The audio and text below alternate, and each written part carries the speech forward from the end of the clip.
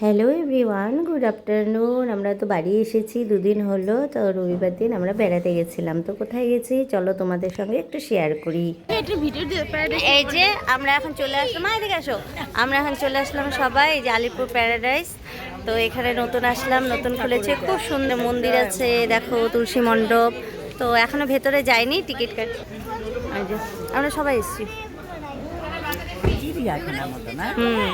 বাচ্চা কাচ্চা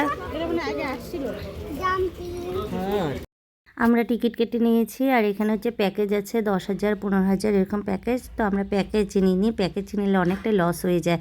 তো আমরা হচ্ছে 80 টাকা করে এন্ট্রি ফিস নিয়েছি। তারপরে যেগুলো রাইড করব সেগুলো রাইডে আমরা এক্সট্রা টিকিট কেটে করব, কারণ এখানে প্রচুর রাইড আছে। এক একটা রাইড এক একটা হচ্ছে অ্যামাউন্ট, কোনোটা 200, কোনোটা 500। যেটা আইস ওয়ার্ল্ড আছে, যেটা মেন আকর্ষণ মা প্যারাডাইসে, সেটা হচ্ছে 500 টাকা মাথা পিছু।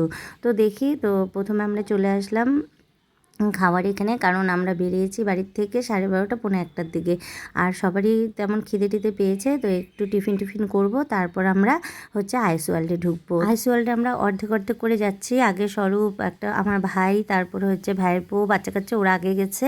আর তারপর আমি, বৌমনি, দাদা আর আমাদের রানী যাবো, একটু আগে গেছে। আমরা হচ্ছে এখানে হচ্ছে সম্পূর্ণ বরফ দিয়ে, তারপরে একটা মানে অ্যাটমসফিয়ারটা খুব সুন্দর, ঠান্ডা, তোমরা না আসলে বুঝতে পারবে না।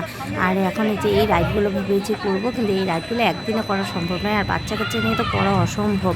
আর হচ্ছে প্রচুর রাইড আছে। পিকুতে আবার ঘোরাতে চললো, এবার চড়তে হবে ট্রেনে। তো এই রাইডগুলো একদিন যদি স্টে করা হয় তবে এগুলো করা যায়। অনেক রাইড তো একদিনে কমপ্লিট করা কোনোভাবে সম্ভব না। আর উপর দিয়ে দেখো সাইকেলিং হচ্ছে। তো এটা হচ্ছে ভীষণ ভালো লাগে এই জিনিসগুলো, কিন্তু ভয় করে, করতে ইচ্ছা করে না। আর বাচ্চাদের এখানে ছোট ছোট গাড়ি আছে, গাড়ি রাইডিং।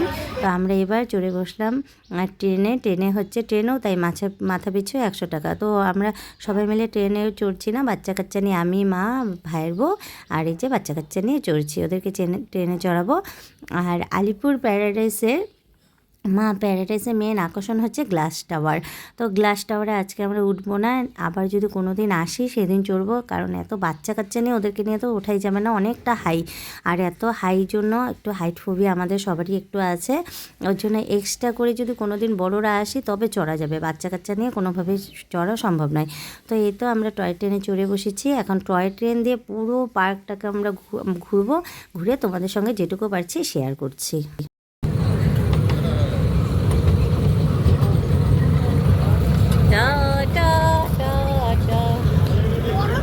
গ্লাস টাওয়ারটার পাশ দিয়ে নিয়ে যাবে। এই বাসটা কি রেস্টুরেন্ট নাকি কি বানাচ্ছে কে জানে। আমরা সুইমিং করেছি, সেটাও ভিডিও করা হয়নি, খালি কয়েকটা ছবি তুলেছি। তো যাই হোক, এই যে চলো এবার আমরা গ্লাস টাওয়ারটা একটু দেখাচ্ছি এখান থেকে ট্রেনে করে। তো অনেকটা কাছে চলে এসেছি।